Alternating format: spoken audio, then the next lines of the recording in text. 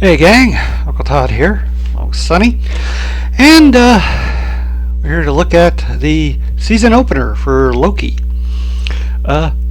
Give you a brief backstory for those who haven't seen the first season, but basically in the Marvel Universe, there is called a multiverse, in which every decision you make, which has different outcomes, you will choose one, and that will be one path. But there are variants that you could choose another way, and then that would cause the timeline to branch off from the main timeline, and so on, creating multiple universes.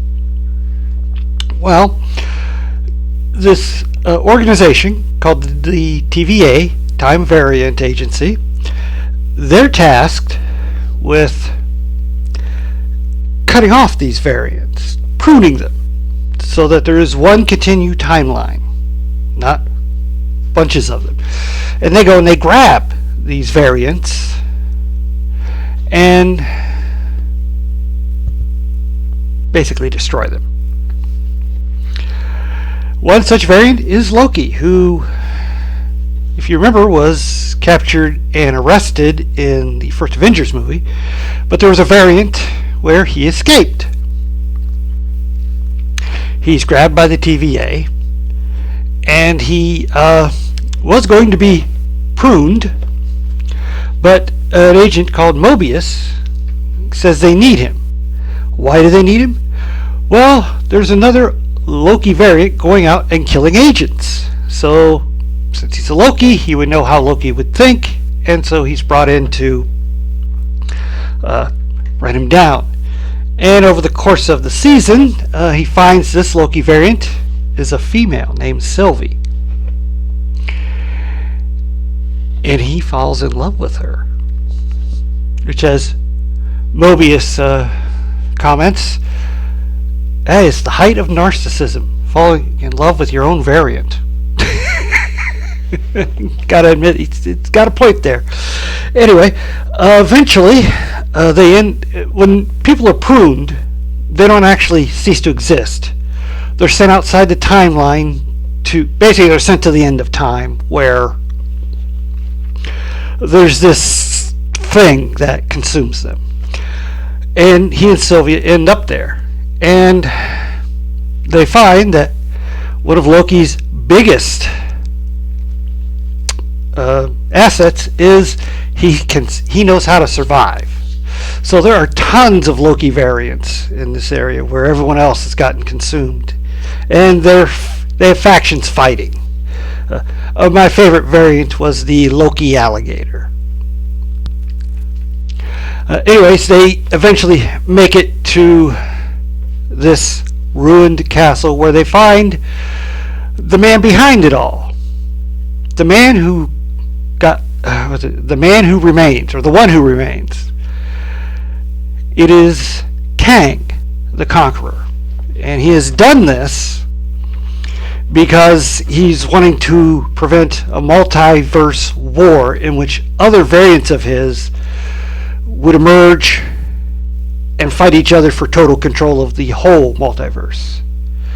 But he's reached the end of his time. He knows everything that's happened up to this point, and he gives it to them. Do they want to help continue the timeline, or what? And Sylvie kills him, which then causes multiple timelines to start to sprout. And then she sends Loki through one of their portals, and he ends up back at the TVA, only no one there knows him. And this is where the season begins, where he's being chased by the agents. And he realizes he's in the past of his own past, where they haven't gotten him pulled out yet.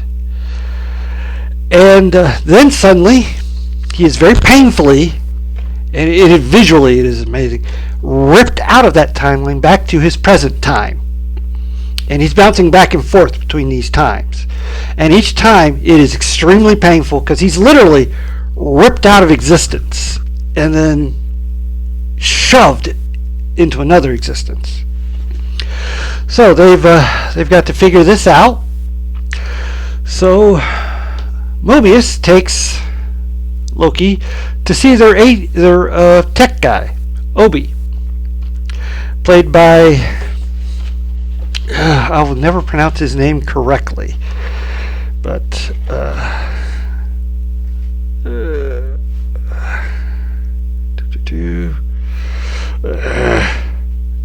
here, there, as a Kehu Kwan. Pretty sure I'm mispronouncing that. And he says, "Oh, he's time slipping, but that should be impossible in the TVA." Oh, to backtrack one more thing. All the agents and the hunters in the TVA last season, they found out that they're actually variants who've had their minds erased. Nasty. Okay. Anyway, there is only one way to do it. They're going to have to rip him out of the entire timeline. To do that, he'll have to prune himself at the exact moment. He's going to have to configure this thing. And then they're going to have to use a device they've not invented yet to pull him through to their time. Luckily, Loki keeps bouncing back and forth between the two timelines, and he always bounces back to where he is. Wherever he is at that moment, he goes to that exact spot, either in the past or the future. And so he bounces back in time, meeting Obi again, and then he and Obi configure the machine, and he builds it, puts it away, and then when he zaps back up to the present, Obi suddenly remembers, "Oh, I've got the machine right here." So anyways, they go to the main control where they find that the engine cannot handle all these timelines, and it's starting to break apart.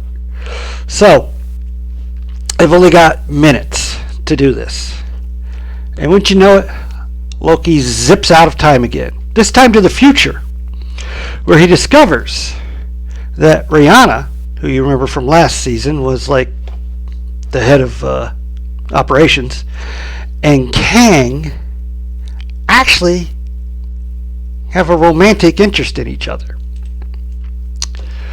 Anyways, he's running around and he sees the place falling apart because all the timelines are being shoved back into one single timeline in this future.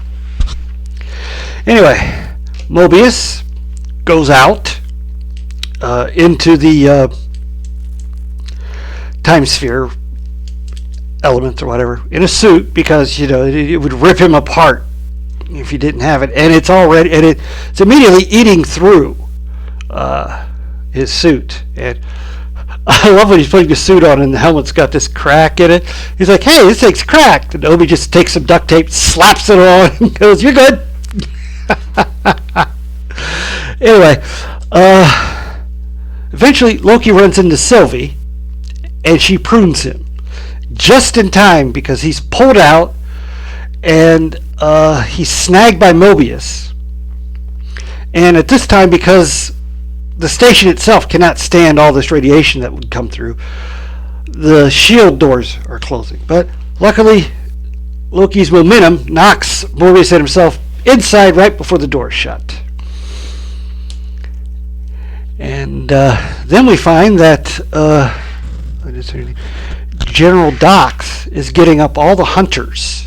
Those are the ones that go out and find the variants and bring them back, are being heavily armed and heading out after Sylvie. And where is Sylvie, you may ask? Well, post-credit scene, she zaps into a variant of Earth in the 1980s and ends up at a McDonald's, where, looking at the menu, goes, "I think I'd like to try everything." This is important because in the previews we've seen before this premiere, they find her working at a McDonald's in the 80s. So, nice little foreshadowing for us there. Great opener. Loki is as antagonistic as always. Mobius is his laid-back self.